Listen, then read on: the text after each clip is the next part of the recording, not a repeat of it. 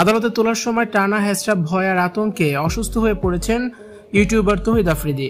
বারবার বলছিলেন, আমি হাঁটতে পারছি না, আমাকে আস্তে ধরেন, আমি পড়ে যাব। এরপর পানি খেতে চান তৌহিদ আফ্রিদি।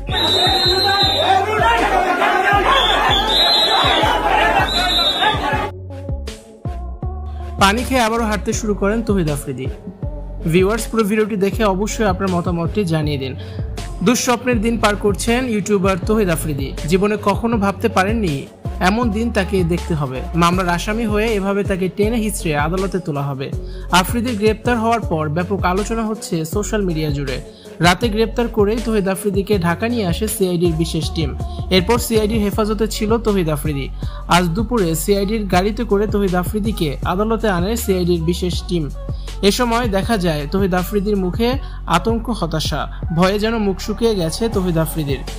এরপর পুলিশের হেফাজতে আদালতে তোলা হয় আফ্রিদিকে বুলেট প্রুফ ভেস্ট আর হেলমেট পরিয়ে দেওয়া হয়, কিন্তু পুলিশ আর সাংবাদিকদের ব্যাপক চাপে অসুস্থ হয়ে পড়েন তৌহিদ আফ্রিদি।